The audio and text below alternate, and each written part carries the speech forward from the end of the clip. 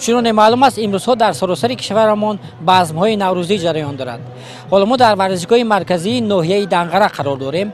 در اینجا بزم نوروزی با شکوه و شهامت خاصه تجلیل می‌گردد و پس از بزم نوروزی در اینجا گشتین ملی میان بهترین پهلوانان کشورمان صورت خواهد گرفت. اما تا آنکه درباره گشتین سخن بگوییم می‌خواهیم که چند درباره این بزم نوروزی بگوییم.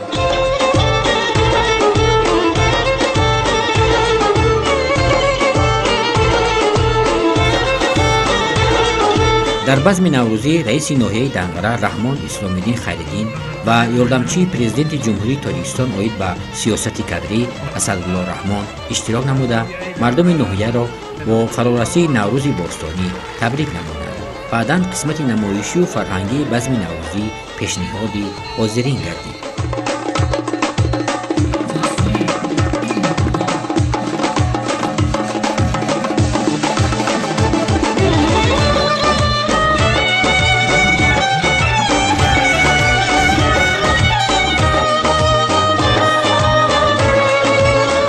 ما شهروندان جمهوری تاجیکستان از خوشبخت‌ترین شهروندان سیاره هستیم که امروزها در سرتاسر وطن عزیز ما تنتنه‌های با شکوه نوروز بین‌المللی، نوروز عالم افروز که رمز سالمی، سازندگی، زیبایی است و از جمله دوستی ما حساب می‌رود طنین انداز است. در ناحیه دنقره چاره‌بینی مکمل فرهنگی و نمایشی برگزار گردید که در آن کل شهروندان ناحیه سربلندانه اشتراک فعالانه نمودند و در دایره تنتنه‌های نوروز بین‌المللی در ناحیه دنقره مجموع سلسله چاره‌بینی‌ها برگزار گشته است که یکی از آنها در همین دایره مسابقه ورزشی جمهوریوی از روی نمود گشتین ملی به حساب می‌رود که در مسابقه مذکور ورزشکاران از سرتاسر جمهوری دعوت گردیدند و بین همدیگر قوا آزمایی می‌نمایند.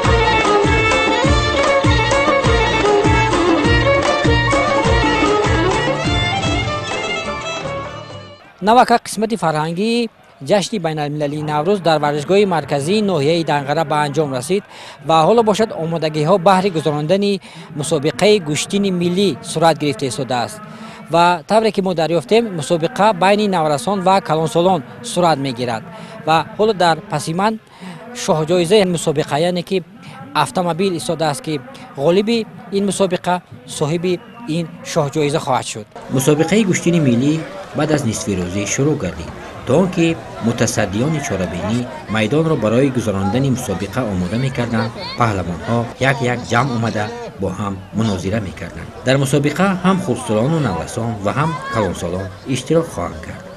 فیلدوس رمضان در مکتب رقم 56 ناحیه دنقره تحصیل می‌کند.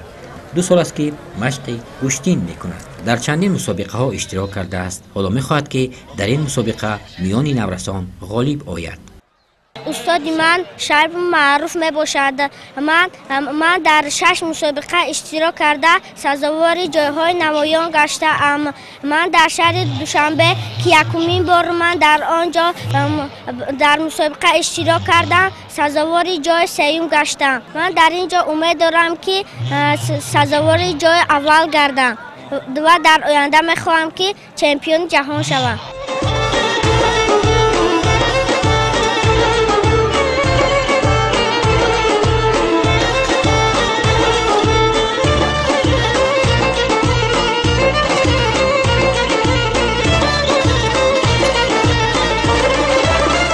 مسابقه اول میان کودکان و نورسان صورت گرفت.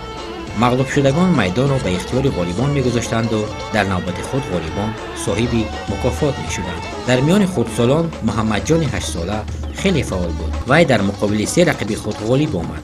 در رقابت چهارم ضرب برداشت و مغلوب شد. محمد جان از این نابرابری سبقت چهارم خود اشک میریخت و امید پیروزی در مسابقه های آینده را میکرد.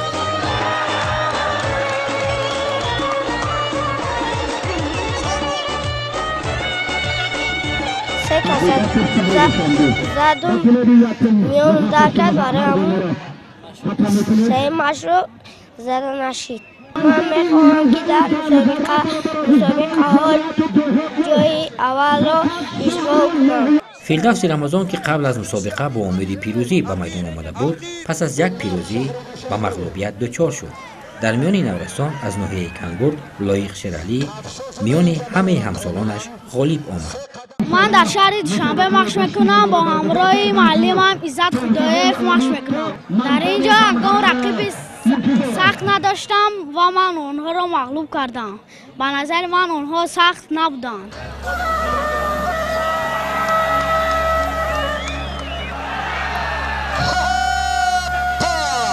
ورزش خود رمز ورزش این سالمی است، برادری است، اتفاقی است، دوستی است و در مجموع چگونه که پیشوای معظم ملت قید می‌نمایند زیبایی، توانایی و دانایی از ورزش است. ورزش این وحدت خلق است و در مجموع در دایره تنتنه‌های نوروز برگزار گردیدن مسابقه‌های گوناگون ورزشی که یکی از آنها گشتنی ملی میباشد، این همان عنصر اساسی و رمز میباشد که نوروز را همچون ایدی وحدت، ایدی آبادی، ایدی سازندگی، ایدی دوستی و رفاقت و از دل دور کردن کینه و عداوت و اتحاد همدیگری انعکاس می‌نماید. همین طریق مسابقه میان خردسالان و نوسان خاتمه یافت و گشتین میان کلانسالان شروع گردید.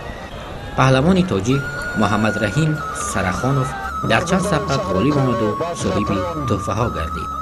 ما خیلی شده هستیم که خیلی چرابین ها نوروزی بسیار می شود. ما میانداری خود با شهر نوحه دنغره میرسونیم. ما میخواهیم در آینده از این هم زیاد چرابین ها زیاد شود. امیدواری داریم که خیلی گوشنی خوب گرفته، خیلی گوشنی خوب گرفته. جمعخان سبزعلیوف از ناحیه ایونج آمده است. دو سبقت اولی خود را مساوی انجام داد. از این رقابت خود رضا نیست. میگوید که سبب غالب نآمدنش کیمنای نامساعد رقیبانش بود، یعنی کیمنای آنها مناسب تنشان نبود که هنگامی داشتن مشکلی پیش می آورد. رقیب‌های من وزنشان از من خیلی زیاد بود، ولی من کوشش کردم با آنها رقابت نمودم. در این گشتن شهر دنغره اشتراک نموده با دو مساوی گشتن را به انجام رساندم. با سبب نادرست پوشیدن کیمنا رقابت‌های من مساوی شدند. بله، آستین‌ها بسیار بد کوتاه بودند. برای نتوانستن آستین مساوی یعنی درنگ شد. جمعخان در رقابت سیوم مغلوب شد و دیگر به میدان نبرآمد.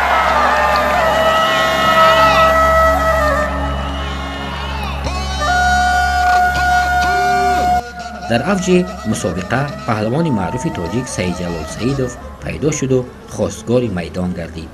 او با پهلوان دیگری تاجیک اسرائیل نعمتوف وارد میدان شد. سبقت آنها خیلی طولانی و دلگیر کننده صورت گرفت. اسرائیل وقت را کشال میداد و سید جلال به مساوی راضی نمیشد. جبر دیدگان تماشابینان بودند که با امیدی تماشای گشتنی زیبا اینجا آمده بودند. همین طریق بیشتر از 1 ساعت و 20 دقیقه رقابت آنها طول کشید. بالاخره از این سبقت دلگیر کننده آنها داوران هم خسته شدند و با اعلان مساوی هر دو را از هم جدا نمودند. بله، البته اسرائیل نعمتوف گشتنگیری خوب است و گشتنگیری بهترین است. میدان گشتنگیر است، گشتنگی ملی میگیرد و خیلی به همه معلوم بود که گشتنگی ما چجوری شد و این میدان است. یک از غلبه میکنه، یک از مغلوب میشود. البته از این روحیه رفته شدن در کار نیست. با کوشش میکنیم که در مسابقه‌های پیش داده دست بالا گردیم.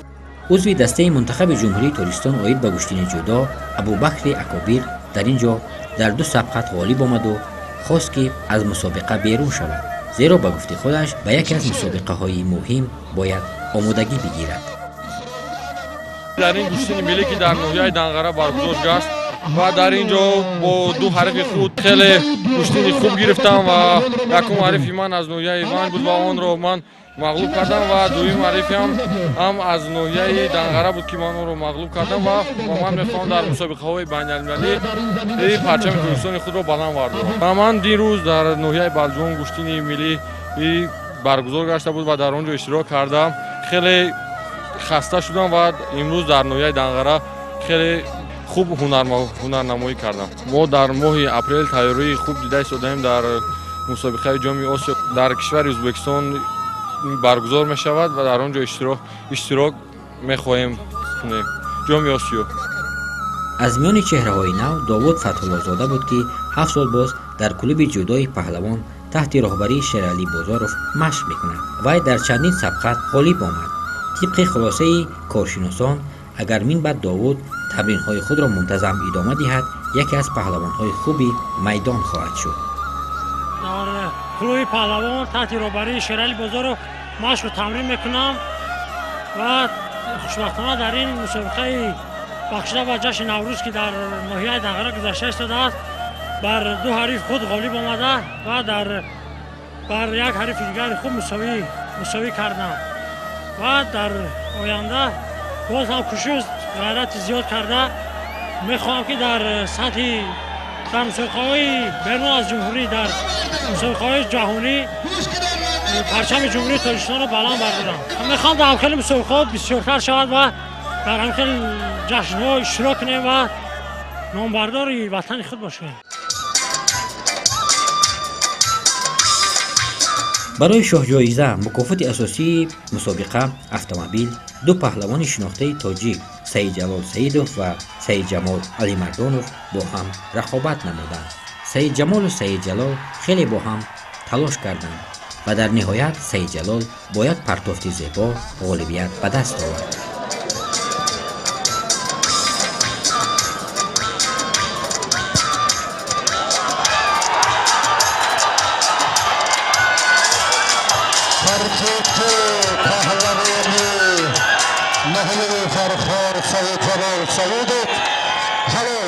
ما امروز در ناحیه دنقره نوروزی برگزار شد. در اینجا خیلی شما دیده شده گشتین ملی بود. در این گشته مسابقه ما با دو حریف خوازمایی کردم. حریف اولین خوازمایی ما مساوی شد با از طرف دوم هم مغلوب شدم با بررسی اشتباه. خیلی مسابقه است، نباید ما دل شکسته شیم. در آینده تمرین را خوب میکنیم. خیلی با آینده غالبیت ها رو به دست بیاریم. درباره اشتباهتان گفتید، اشتباه شما چگونه شد صادر شد؟ قریب 10 میلیون خوازمایی کردیم. در این 10 میلیون فعال بودم. یک اشتباهی که من او حریف رو خوب میدونستم یک اشتباه شدم بایدم. اشتباه در گشتین اشتباه بسیار است. برای اشتباه را اصلاح کردن تمرین را باید زیاد کنیم. همه مردمی تاجیکستان عزیز را به فارغ‌الرسید نوروز تبریک مبارکباد گفته من ها تمام خوشی‌های زندگی رو تمنا دارم. بگذار که به نوازی‌های دیگه برسن. در حضور تماشاگران بیشمار رئیس ناحیه دنقره رحمان اسلامی‌دین خیرالدین مکافات اساسی مسابقه کلید اتومبیل را به سید جلال سیدوف سپارید.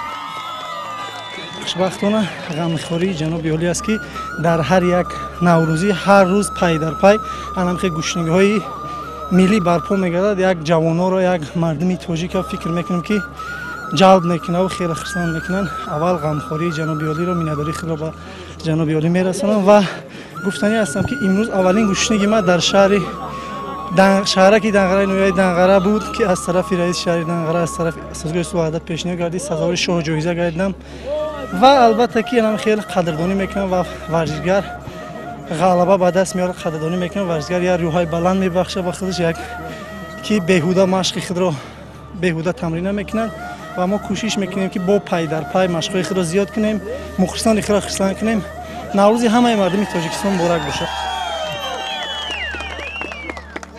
بگذار که نوروز امساله برای مردم سربلند تاجیکستان در اقبال و سعادت آرزو و آمال نجیب و سازنده را جهت آبادی وطن عزیز ما کشاده در خاطرها همچون خیرد بزرگ گذشتگان نیکنام و چون ارزشمندترین و زیباترین جشن بشری جاویدان باقی بماند. مسابقه به اتمام رسید و پهلوان‌ها با امید اشتراک در مسابقه‌های دیگر ورزشگاه را ترک می‌نمودند. زیرا حالا مسابقه‌های گشتین در گوشه‌های دیگری کشورمان به مناسبت جشن نوروز بین‌المللی صورت خواهد گرفت.